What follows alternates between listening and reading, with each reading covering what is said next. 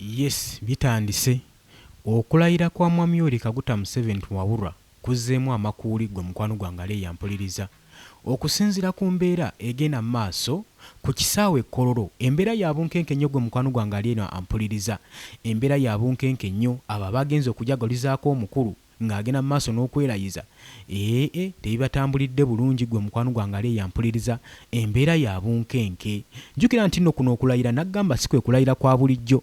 Kuno okulayira kubadde kwa kwerayiza.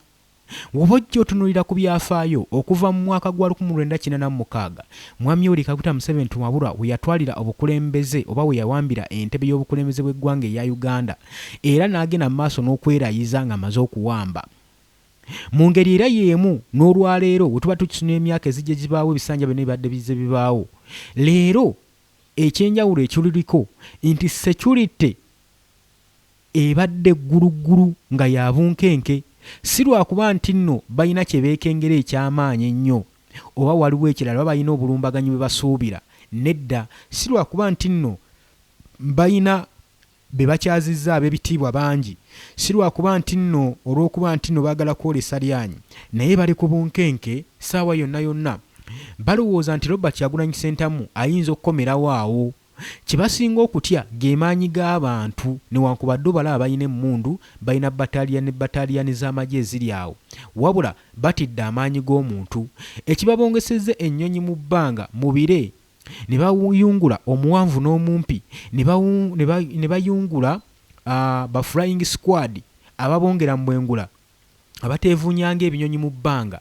Eyo nayo mbeera yakweraliikirira nti ssaawa yonna yonna bagezaako okuba nga bateekawo embeera ey'okutaayiza buli kasonda na buli kanyomero Robert Kyagulanyi Ssentamu ke yandikozesezza okuyitamu. Wuliriza, tunuulira. Bakimanyi bulungi nnyo. Jjukira nga twakava mu kalulu aka 2026 ennaku z'omwezi 15, Robert Kyagulanyi Ssentamu amanyikiddwa nga Bobi Wine, omukulembeze w'ekibiina kya National Platform, yagenda maaso n'okubabulako emyezi waginda 2 ng'agenda maaso n'okuteevuunya mu ggwanga lyattu Uganda, naye nga takubikako kya mulubaale, ng'agenda maaso n'okubakakasa nti mu ggwanga mwali, naye wadde ne waayise tebaalaba wadde ekigere waayise gwe mukwano gwange Leah ampuliriza. Ekyavaamu bagenda okuwulira nti ayabudde ate kati ayolekedde mitala w'amayanja. Kino ekintu nno kyayongera obbanafuya nga bo aba intelligence ne security yaabwe neeyongera okubeera ng'enafuyizibwa. Wuliriza, olw'okuba nti Robert Kyagulanyi Ssentamu ne we yali agenda tebaamanya mayitire, era kino kyabateeka nnyo ku bunkenke nti engeri gye yagendamu nga tebamanyi, engeri gye baddukako nga tebategedde, y'engeri y'emu gy'ayinza okukomawo nga tebamanyi. Kati nno eno security yonna gy'olaba ey'okubongola ennyonyi mu bbanga, ey'okwonoona ssente z'omubi bw'omusolo, okusinziira ku budget gye bakoze, ssente z'omubi bw'omusolo ezoonoonedwa wano lwa muntu omu kutayiza Robert Kyagulanyi Ssentamu, nga Mwami Yoweri Kaguta Museveni nga bye bagamba ng'agenda mu maaso n'okwerayiza. Ku mukolo guno kuliko ab'ebitiibwa bangi abazze, mwe muli n'omukulembeze w'Ekinshasha wa Democratic Republic of Congo, Felix Tshisekedi talutumidde mwana era enkoko yagikutte mumwa n'akeera. Kakati nno ekyewuunyisa, ate munywanyi nfanfe we bassa mu kimu, Paul Kagame tasobodde kubeera ng'akiika ku mukolo gwa munywanyi. Olowooza lwaki? Ebyo nangenda kuba nga mbikunnyonnyola. Njagala nkikulegeeze nti nno kino, bano ababiri Paul Kagame ne Mwami Yoweri Kaguta Museveni tebalima kambugu na Felix Tshisekedi ewa Democratic Republic of Congo. Entabo evaawa? Entabo eva okuva omukulembeze no yalondebwa Felix Tshisekedi ajja akyogera lunwe ng'ayagala kugoba amawanga agagenda maaso n'okunyunyuuta Democratic Republic of Congo agali mu East Africa, era talina balala bayogerako okuggyako bano ababiri, Mwami Yoweri Kaguta Museveni ne Paul Kagame, be basinga okunyunyuuta lino eggwanga erya Democratic Republic of Congo. Kakati embeera weebijjira, laba Tshisekedi wagenda asayininga endagaano n'Omumerika. Kyokka nga bano Paul Kagame ne Mwami Yoweri Kaguta Museveni baali bamanyi bo be beesibye ku nsonga y'okukusa ebyobugagga ebiva mu Democratic Republic of Congo nga babiguza omusajja Omumerika ssaako n'Omuyisirayiri. Kati laba ate Tshisekedi wabalinyira mu ddiiru. Ekyo ng'okizizza ku bbali.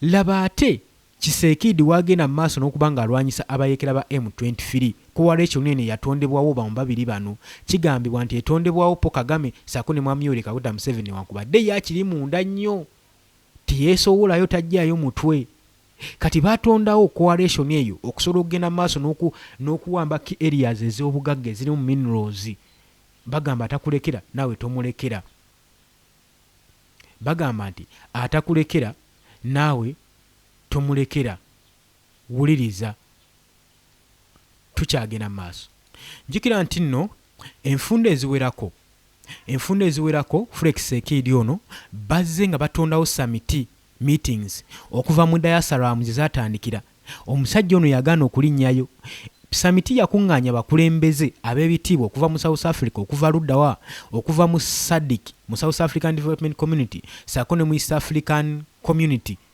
naye omwami ono teyakiikayo era n'abagamba nti nno temufaayo ensingangano teba yalumu tuliddamu ne tusisinkana luno olutuula ne Paul Kagame yaliyo naye nga kyasinga okwekengera be basajja bano ababiri nti bayinza okuggyawo obulamu bwe mu kaseera ako kubanga jjukira akaseera ako kaali kambiranye nnyo ng'abayekera ba M23 bakawamba ekibuga Goma embeera yali yabunkenke nnyo gwe mukwano gwange ali yampuliriza era kadi ze zaali zigenda maaso n'okuzannyibwa zaali zeeraliikiriza buli sayidi wabula ng'enkejje weereka amazzi mu nnyanja n'eddamu ne gasinkana mu luwombo Kisekedi yabagamba tujja kuddamu tulabagana olundi era kakati olunaku olw'eggulo twabadde tuli awo nga Kisekedi ayabudde ku mukolo gwa munywanyi bano tebalima kambugu naye olw'okuba munywanyi agenda kwerayiza yasazeewo n'agamba eyeesitukidde tanywa matabangufu kaŋŋenderewo ddala olw'okuba nti abakulembeze badde bangi abakiise era ne security yabadde multiplied kati wano ndowooza olaba obuvumu we buva naye nga wabula ye ate Paul Kagame awangalira mu ggwanga erya Rwanda ensonga eyinza okuba nga emugaanye okujja wano mu Uganda ensonga ziyinza okuba nga ziri bbiri ze zino wammanga jjukira eggwanga erya US limutaddeko sanctions entakera zimukubye sanctions eggwanga lye lyonna era sawa yonna wandira Paul Kagame nga erikulira obukulembeze kakino kimutiisaamu agamba nyinza okuba naakavaayo abasajja ne bampamba kyokka n'eri mu DRC talina mirembe abayekera ba M23 bagenda mu maaso n'okuba nga babakuba saako n'ezo zayita simanyi security measures eziri ku border post eza Democratic Republic of Congo baziyisa bubi nnyo abaana bafa jjukira Paul Kagame Felix Tshisekedi ne Donald Trump baatula wamu mu Washington ne bagenda maaso n'okusayininga endagaano y'ebyobugagga ng'ekigendererwa kye kino wammanga America egende maaso n'okwextractinga minerals eziva mu Democratic Republic of Congo nekirabika ate kino tekyakolera Mwami Yoweri Kaguta Museveni tumuhabulwa era Paul Kagame yali yakakomawo kyewuunyisa okuba mu bunnambiro yeefuula ne yeefuulira endagaano gye yali amaze maaso n'okusayininga olowooza kyava ku ki kitegeeza nti Mwami Yoweri Kaguta Museveni tumuhabulwa baabituulamu ne bagamba awo oyokyezzaamu okoze ensobi tetugenda kubanga tufunamu jjukira ensonga lwaki Paul Kagame ne Mwami Yoweri Kaguta Museveni Kabwanango ne Felix Tshisekedi nti mawanga gonna aga East Africa nakigambye dda nti Paul Kagame ne Mwami Yoweri Kaguta Museveni be baali bagenda maaso n'okubeera nga be bagenda maaso n'okusuctinga minerals nga bazikukusa eza Democratic Republic of Congo nga baziguza omusajja Omumerika saako n'Omuyisirayiri kati Omumerika wasayininga ddiiru ne Felix Tshisekedi kitegeeza bo baba balesse ku bbali naye Omumerika asooka kubamu ttooki ng'alaba bano basala mu kimu eri eggwanga erya Russia saako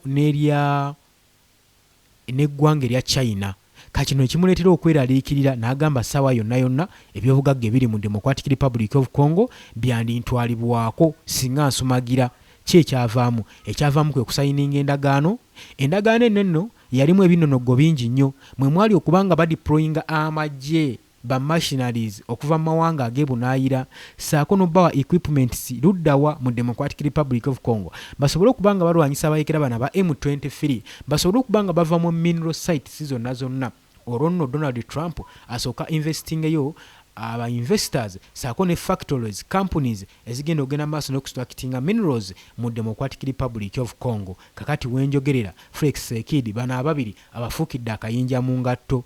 Newankubadde olaba yazze n'ebino byakweyisaako ayinza okuba nga yazze nakuketta.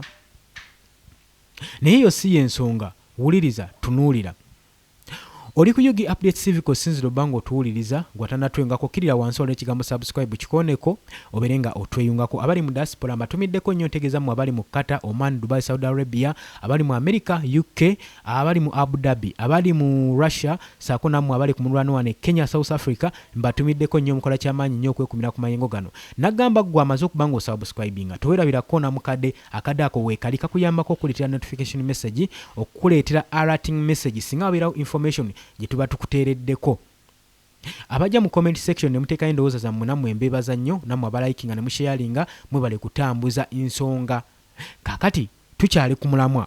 Mbadde ngezaako kulaga lwaki security eyunguddwa ku kisaawe Kololo ng'ekubisakubisaamu emirundi nga 10 ku security ze tulaba zibaawo okuva mu mwaka ogwa 18 ogwa 1986 nga Mwami Yoweri Kaguta Museveni tumuwabulwa yakawamba obukulembeze. Lwaki ku luno security erimu obunkenke? Obadde okimanyi balangiridde public holiday eri bannayuganda bonna saako n'okuteekawo lockdown eri ebitundu ebiriraanye Kololo ekitabangawo. Gulooza lwaki? Okubawa space ey'okumonitaringa n'ekuteekawo surveillance, kubanga embeera ya bunkenke bakimanyi bulungi nnyo nti Robert Kyagulanyi Ssentamu ali mu buwaŋŋanguse, naye gye buvuddeko azze akiddiŋŋana nti tali mu buwambi era tali mu buwaŋŋanguse, wabula alina emirimu gy'atuukiriza era ssaawa yonna anaatera okulinnya ekigere kye mu Uganda. Kakino kyeraliikiriza gavumenti. Ky'oba olaba mu Bwengula bataddeyo security eri tais. W'ogendako ku border posts, ku border zonna eziyingira eggwanga erya Uganda zonna zinyerezeddwa wezi tight. Enguudo eziyingira mu kibuga Kampala, routes zonna subways zonna ziteereddwako ebyokwerinda. Naye nga nagambye ensonga emu yokka. Kino kikola kyakulaga butiitiizi nti batidde ekijja, batidde Robert Kyagulanyi Ssentamu nga we batamanya ng'agenda. Bagamba ayinza okuyingirawo era mu ngeri gye tutamanyi.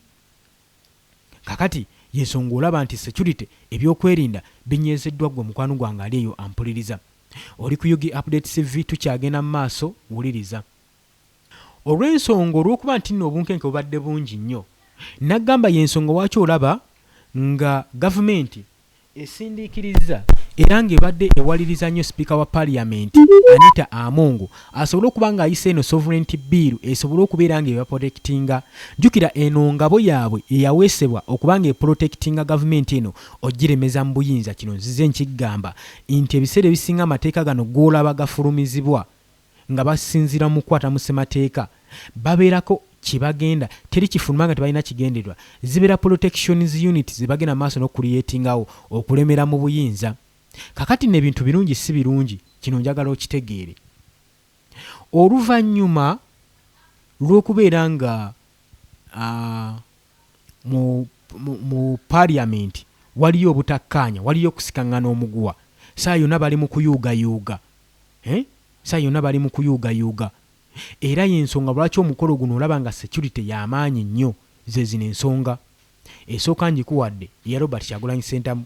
Ensonga ey'okubiri, tusuubira nti guno omukolo ogw'okulayira Mwami Yoweri Kaguta Museveni abadde agulindiridde nga keeki eyokya. Lwaki? Kubanga mbu bayinza okugukwa abadde agulinze guno omukolo gugwe n'oluvannyuma bagende maaso n'okukola transition ey'okukyusa obuyinza. Entebe Mwami Yoweri Kaguta Museveni ayagala gikwasa mutabani we Muhoozi Kainerugaba y'abaasikira entebe y'obukulembeze. Wabula bannayuganda bagamba kino tebandikiganye, Muhoozi genda maaso n'okukulembera naye obukulembeze bwe babukubamu nnyo ebituli. Lwaki? Bagamba Muhoozi singa abadde mukulembeze mutuufu era ng'alina ekifaananyi eky'obukulembeze, bino ebikolwa ebigenda mu maaso kitaawe byagenda mu maaso n'okutuntuza abantu singa yamukomako, awo kandibadde kabonero kalungi akalaga nti nno Muhoozi ddala mukulembeze asaanidde. Ensonga endala bagamba bannayuganda nti Muhoozi singa abadde yeeyagaliza ddala nga yeegwanyiza entebe n'ey'obukulembeze teyandisaanye nagifiirira nagifiirako, yandibadde agitwala mu mirembe. Singa abadde asobola okutunuulira ensonga politically n'azanalyzinga singa tetukyalina mu political prisoners makomera abaana bonna bannabyabufuzi abakwatiddwa mu byobufuzi bandibadde baliyezingibwa dda nga baateebwa dda naye ekyewuunyisa Muhoozi Kainerugaba yagenda maaso n'okukumamu omuliro n'okuwamba abaana abo n'obbabuzaawo n'obbatwala mu basement kati kino kimulaakingisa credibility ey'obukulembeze eri bannayuganda era njagala okijjukire bulungi nnyo nti Mwami Yoweri Kaguta Museveni yabadde n'ekigendererwa okuva mu myaka ogwa 2025 era nga yakyogera lwatu n'agamba wetunaatuukira mu 2026 tusuubira tetujja kubeerawo na opposition era kino bazze bakyogera okujjukizaako Speaker Anita Among mu Parliament azze azanyira gavumenti eno buli ddati yenna ayinza ogiremeza mu buyinza era nga yavayo n'ayogera n'agamba nti nno nkoze buli ekimala era nze nsuubira nze Speaker nzekka asaanire entebe eno eyabwa Speaker kubanga nze asobola okulemeza gavumenti ya Mwami Yoweri Kaguta Museveni mu buyinza era we tunaavira mu mwaka gwa 2026 nsuubira tujja kuba tetukyalina opposition twagala tugisweeping awe ku political table ya Uganda. Bino byali bigambo bya Speaker Anita Among ne yasinzira ku kyokwogera ebigambo ebyo olw'ensonga nti nno Speaker Anita Among ali mu race kugambye nti nno Speaker Parliament Anita Among bali mu race ne Nobert Mao jjukira bano bonna Nobert Mao munywanyi infanfe wa Yoweri Kaguta Museveni era naye ekibiina kino ekya NRM akikubidde paasa akibeereddewo nnyo kati ate ne Speaker Parliament Anita Among bukyanga ajja mu ntebe y'obwa Speaker abadde azannya ddate yenna ow'okulaba ng'alemeza gavumenti eno mu buyinza era buli kimu akikoze buli mpiki yeestaagisiddwa okubanga ezannyibwa ng'eremeza Mwami Yoweri Kaguta Museveni tumuhabulwa mu buyinza n'ekibiina kye ekya NRM agikoze naye wootegeera nti bano abantu tebasiima baatandise dda omukubamu ebituli singa bano abantu babadde baappreciatinga Speaker Anita Among yandibadde teyeesimbibwako naye woogenda okuba ng'olabira ebintu bino bonna abalina okugira ku kadi ya NRM oba Museveni tumuhabula yalina obbasongako olunwe nti gwe nkuwadde genda bakulonde kati golowooza ku bana ababiri Mwami Yoweri Kaguta Museveni tumuhabulwa anaasonga mwani Speaker Anita Among jjukira ali kwa sanctions bagenda maaso n'omukuba sanctions ku lwa buli bwanguzi kati yakayingizaawo ekika ky'emmotoka ekibalirwamu obutitimbe n'obutitimbe bw'ensimbi ekya Rolls Royce era bano batandise ddo kikubamu obutuli First Family Muhoozi Kainerugaba agamba nze sifulootangako nakutuulanga mu mmotoka eyo sigirinnyanga nako sigituulanga namu era njiwa ne Yoweri Kaguta Museveni kitange bukyanga ajja mu bukulembeze tagituulanga namu kati gwe munnabyabufuzi gwe omukozi owa gavumenti otandika otya okuleeta ekika eky'emmoloka ng'ekyo era n'akivumirira nnyo kino ekikolwa kati eyo yokka ako kakokka kabonera akakulaga amagenda ga Speaker wa Parliament ono Anita Among jjukira omwaka guno bukyanga Mwami Yoweri Kaguta Museveni ayingira bukulembeze tuzze tulaba ekize kimukuumiramu kwe kukyusa ssemateeka n'okukwata mu constitution saako n'okulonda ba Speaker abagenda maaso n'omuyimirirawo mu nsonga nga zino nagambye ye ekigendererwa kye tava ku ki ye kasita abeera nga playing cards ezisobola okuba nga zimulemeza mu buyinza ekyo kyafaako kakati tubadde n'enjogera egamba nti oba n'ebiwanuuzibwa nti Speaker wa Parliament oba gavumenti ya NRM kyeteekateeka obudde bonna era kino ndowooza ekirowoozo kino kyayisibwa dda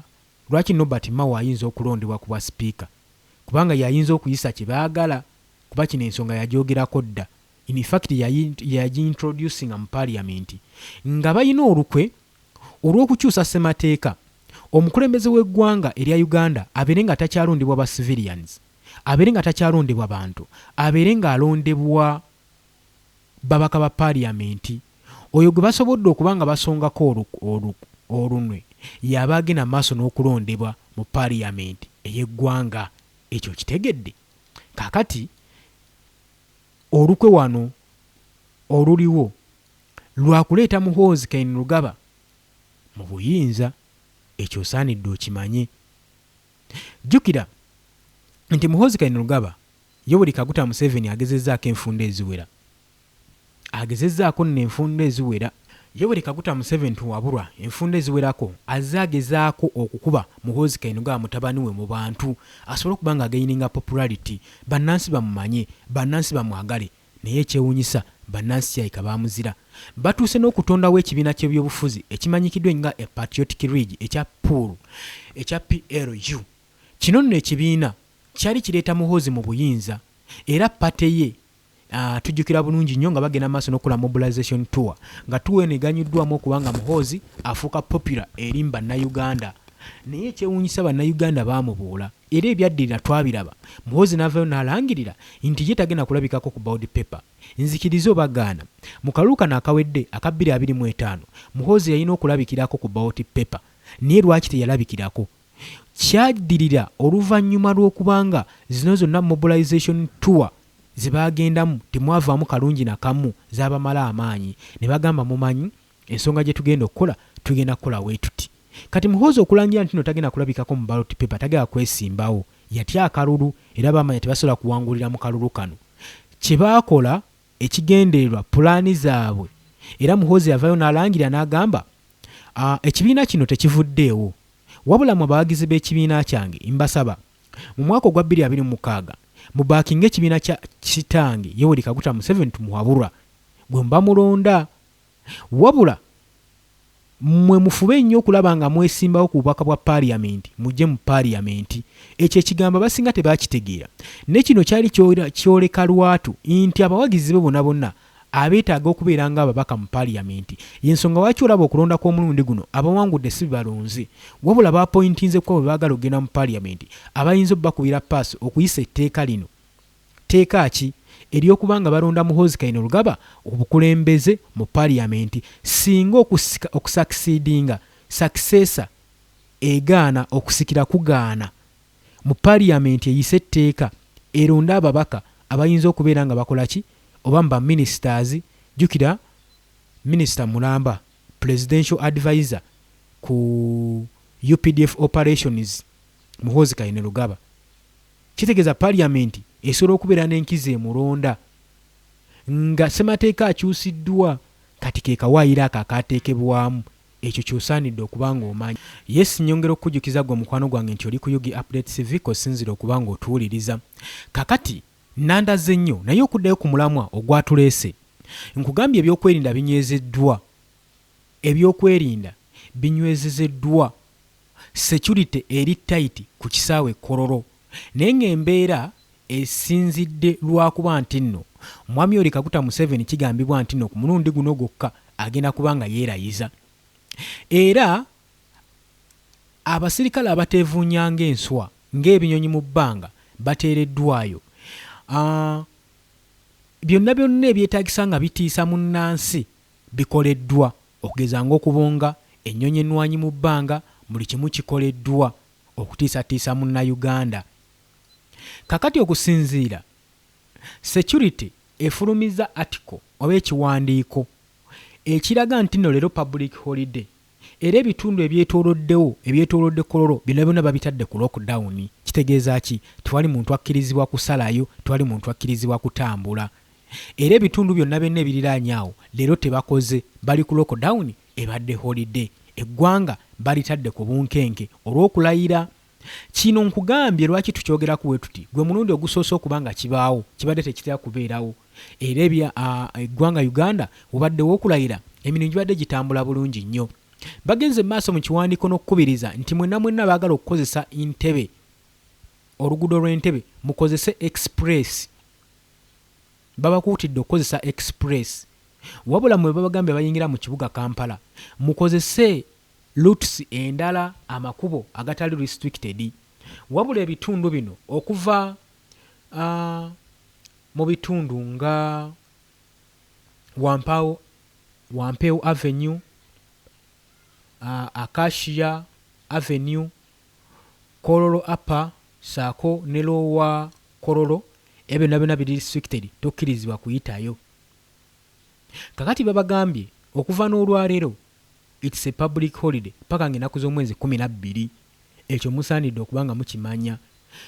Era ne bagamba nti nno security eyiiriddwa edeployingiddwa mu kiruts eziyingira ekibuga Kampala saako ne Kololo. Bakkiriza mu abagenda mu maaso n'okukolera mu remote works, remote areas, okwesuulako ebbanga okuva n'omukolo bwe guli mwe mukkirizibwa. Naye babagamba bwe muba mu travelling okugenda mu Central Kampala muteeberezebwa okuba nga mugenda ttambula n'ebiboogerako geza nga passports, IDs, identification zonna zonna eziri valid, olw'ensonga nti embeera yakwekengera, embeera ya bunkenke ng'omukulembeze Yoweri Kaguta Museveni ow'ekibiina kya National Resistance Movement agenda mu maaso n'okubeera nga yeerayiza. Babagambye ezimu enguudo okugeza ng'olw'Entebbe Express o Northern Bypass, babagambye nti nno ezo at least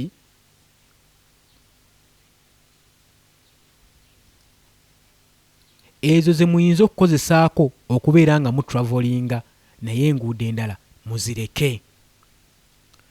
Oli ku Yugi Update Civic osinzira oba nga otuwuliriza. Nkimanyi tulandazze nnyo era nga ngezaako kubalaga ebigenda mu maaso, byonna ebigenda mu maaso ku kisaawe Kololo. Embeera ya bunkenke nga we mbagambye, embeera ya bunkenke nga we mbagambye, security eri alert, security eri wagguluggulu, embeera eno etabangawo yeeraliikiriza ennyo bannayuganda, n'ebyo byonna bijja kuggwa. Kakati waliwo ababadde bavaayo nga mugamba okulayira kugenda kubaawo, mukozeewo kiki kye mukozeewo, naye njagala okutegeeza bannayuganda ndi kino tekiri ku kyaki kye bakozeewo abadde bagenda maaso n'okugamba nti okulayira tekugenda kubeerawo. Ekibuuzo kiri nti kikyozzaako, so si ekibiina, tobibuuza kibiina. Ekyo ekibuuzo tukibuuza Robert Kyagulanyi Ssentamu, kyebuuze wekka wekka. Omusajja amaze ne yeerayiza, kikyozzaako, ozzaako ki? Kubanga oli gwe weegeraageranyizaako ye mu buli kimu ali bulungi. Otegeera ensonga eyo? Ye buli kimu ali bulungi, kati gwe ozzaako ki? Kyekibuuzo ekyo. So mbasuubira okujja mu comment section okuteekawo endowooza eyo. Gwe yenna abadde acomplaininga, abadde agenda mu maaso n'okuwaga nti asajja mwaga atajja kulayira kati ng'alayidde, muzzaako ki? Twagala okumanya ekyo ekibuuzo kikyuse weebuuze, ozzaako ki? Kubanga gwe gwasigadde toyina ddagala mu malwaliro, gwasigadde n'okubanga ebyenjigiriza bibi, gwasigadde n'okubanga obwavu bukuliko, emisolo giri waggulu, kati oluvannyuma lw'ebyo byonna byonna ozzaako ki? Kyekibuuzo ekigenda mu maaso. Oli ku Yugi Update CV, nyongera okukujjukiza gwe mukwano gwange ali eyampuliriza. Gwagala otweyungako naggambye dda, kirira wansi waliwo ekigambo subscribe kikooneko obeere nga otweyungako. Nga tugenda mu maaso nga bulijjo olw'obudde, njagala tubeere nga tuyitako mu comment section wano, tugende mu maaso n'okuba nga tutumirako abo abagenda mu maaso n'okuteekayo endowooza zammwe. Nammwe mbasuubira okuba nga mugenda kujja mu comment section. Mapeesa webale kubeerako, obubaka bwo butuuse. Waiswa Rajab webale kubeerako, obubaka bwo naawe butuuse. Bameka Stephanie naawe webale kubeerako, obubaka bwo butuuse. Ni omulala wano. James webale obubaka bwo butuuse. Margaret Najjemba webale kuteesa. Margaret Najjemba naawe oteesezza. Babura Namwebya, Babura Namwembwa webale kubeerako naawe oteesezza. Tukyagenda mu maaso n'okuba nga tusoma obubaka buno ng'omukwano gwange awe ampuliriza. Embeera yeeyo ku kisaawe Kololo, embeera ya bunkenke, embeera ya bunkenke, so ggwe atannabeera kubanga ogenda mu maaso n'okumanya ekigenda mu maaso mu Uganda, wandibadde oshiyalingirako muno n'agenda mu maaso n'okumanya ekigenda mu maaso.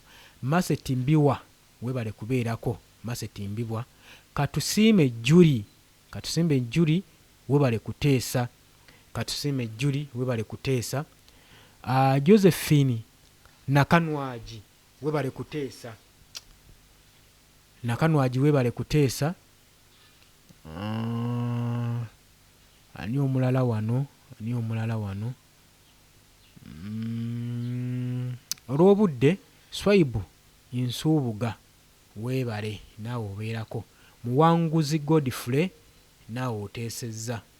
Dennis Kankomaawo olw'obudde munzikirize olunaku olwaleero tukome wano.